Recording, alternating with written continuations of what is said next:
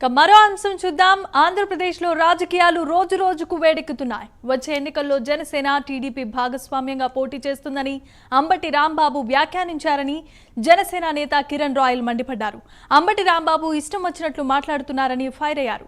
అంబటికి అసలు సీటే లేదని, పవన్ కళ్యాణ్ గురించి మాట్లాడే ముందు ఆయనేంటో చూసుకోవాలంటున్న జనసేన నేత కిరణ్ రాయల్తో మా ప్రతినిధి జీవి సాంబశివరావు మంగళగిరి కేంద్ర కార్యాలయం నుంచి ఫేస్ టు ఫేస్. ఇప్పుడు చూద్దాం. రాంబాబు చేస్తున్నటువంటి వ్యాఖ్యలు ఈ రోజున దుమారాన్ని రేపే అని చెప్పాలి. మనం చూసినట్లయితే జనసేన అధ్యక్షులు పవన్ కళ్యాణ్ నిన్న ఏదైతే టీడీపీ జనసేన పొత్తుందో అది 10 సంవత్సరాలు ఉండాలన్న కాన్సెప్ట్ మీద ఆయన మాట్లాడితే దానికి ధీటుగా అంబటి రాంబాబు కొన్ని ప్రశ్నలు అయితే ఆయన సంధించడం జరిగింది. వాటి గురించి మనతో మాట్లాడడానికి ప్రస్తుతం కిరణ్ రాయల్ ఉన్నారు. సార్ చెప్పండి, ఏంటి అంబటి రాంబాబు గారు వేసినటువంటి క్వశ్చన్స్ మీ పార్టీ శ్రేణుల్ని ఏ విధంగా చేస్తా ఉన్నాయి? ముందు అంబటి రాంబాబు గారు చూస్తే కొంచెం జాలి వేస్తాడండి. సార్ సీట్ లేదండి, ఈసారి సర్వేలో కూడా సీట్ ఎగిరిపోయిందంట కదా. అంటే పాపం జగన్మోహన్ రెడ్డి భజన చేసి పవన్ కళ్యాణ్ గారు తిట్టి అంబటికి ఈసారి సీట్ చినిగింది. ఇది మళ్ళీ ఏదో ఒకటి పవన్ కళ్యాణ్ గారు విమర్శిస్తే సీటు కనీసం రిజర్వేషన్ లేకపోయినా ఏడో సీట్ దొరుకుతున్న ఆలోచనలో కామెంట్ చేశాడు ఇందాక పవన్ కళ్యాణ్ గారి గురించి. ఏదో 10 ఏళ్ళు పొత్తులో ఉంటే 3 ఏళ్ళకి ఒకసారి మారుస్తావు కదా బాగా మాట్లాడాడు. ఒక మాట చెప్తాము, పొత్తు అనేది ఆంధ్రప్రదేశ్ రాష్ట్ర భవిష్యత్తు కోసమని పవన్ కళ్యాణ్ గారు చెప్పారు.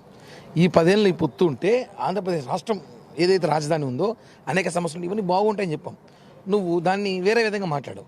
నేను ఒకటి చెప్తున్నా, సరే మాకన్నా 3 ఏళ్ళకి ఒకసారి మారుస్తా అని చెప్తున్నావు కదా, నువ్వు గంటకి మారుస్తావు. అయితే మేము 3 ఏళ్ళకి ఒకసారి మారుస్తావు అంటే గంటకి మారుస్తావు కదా. కానీ మాట్లాడాలంటే మేము కూడా చాలా మాట్లాడగలం. ముందు నీ నియోజకవర్గంలో నీకు కావాల్సిన మనుషులకి నువ్వు చేయాల్సిన పనులు చేసి పెట్టాయా. నువ్వు అది వదిలేసి నువ్వు పవన్ కళ్యాణ్ గారి గురించి వ్యక్తిగత కామెంట్లు చేస్తే మేము ఇంకా 3 నెలల తర్వాత నిన్ను రోడ్ల మీద తిరగలేము. ఈ విషయాన్ని గుర్తుపెట్టుకోవాలి. గంట మాట్లాడదు కదా, గంటల కొద్దీ మేము కూడా ఏమైనా మాట్లాడగలం. నిన్ను ఒకటే చెప్తున్నాను, జనసేన పార్టీ రంబడిని కరెక్ట్గా ఈరోజు మీ ముఖ్యమంత్రి చెప్పాడు, ఎన్నికలు ముందు వస్తున్నాయి, 20 రోజుల ముందే షెడ్యూల్ వస్తుంది అనేసి. మీకు చావు మీకు చాలా దగ్గరగా వస్తుందని చెప్పి ఈరోజు మీ ముఖ్యమంత్రి చెప్పాడు. ఖబర్దార్. అంటే రాష్ట్రంలో టీడీపీ జనసేన పొత్తు ప్రభావం ఏ విధంగా ఉండబోతుంది, దానికి సంబంధించి మీ యొక్క ప్రణాళిక విధానం ఏ విధంగా ఉండబోతుంది, తెలంగాణ ఎలక్షన్ జరిగినటువంటి విధానం మీ దృష్టిలో ఏ విధంగా ఉంది? సార్, ఒక విషయానికి వస్తే మనము మీకు చూపించాల్సిన విషయం ఉంది. తెలంగాణ ఎన్నికల్లో 2014లో ఈ మహానుభావుడు పోటీ చేశాడు. అక్కడికి వెళ్ళి అన్ని చోట్ల పోటీ ప్రతి చోట 100 కన్నా తక్కువ ఓట్లు వచ్చాయి. మనం చూసాం, 100 కన్నా ప్రతి చోట తక్కువ ఓట్లు వచ్చాయి. మేమన్నా ఈరోజు కూకట్పల్లిలో కానివ్వండి, ఇంకొక 2 చోట్ల భారీ మెజార్టీ. కూకట్పల్లిలో ఆ రోజు మాకు 40,000 వచ్చింది, మొన్న నీకు 18,000 వచ్చింది. డబ్బులను పంచి నీ దగ్గర అప్పుడు ఎమ్మెల్యేలు మంత్రులు అందరూ ఉన్నారు, ఎంపీలు ఉన్నారు, ఆ ధనబలం ఉంది, రాజశేఖర రెడ్డి చనిపోయాడని చెప్పి సింపతి ఉంది.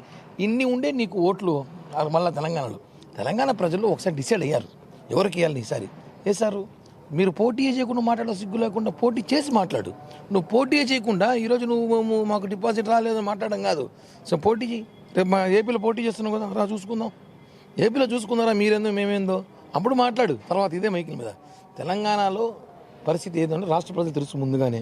ఆ విషయాన్ని మాట్లాడే అవసరం లేదు. కేవలం ఏదో మాట్లాడాలి కానీ మాట్లాడడం కాదు. తెలంగాణ పరిస్థితి వేరు, ఆంధ్ర రాష్ట్ర పరిస్థితి వేరండి. ఆంధ్ర రాష్ట్రంలో 1 సైడ్ వార్ సునామీ రాబోతుంది సార్. తెలుగుదేశం జనసేన పార్టీ 140 నుంచి 150 సీట్లు కొట్టబోతున్నాం. ఇది వాస్తవం. చూస్తా ఉన్నాం, ఏదైతే జనసేన టీడీపీ పొత్తులో సునామీనే రాబోతుంది.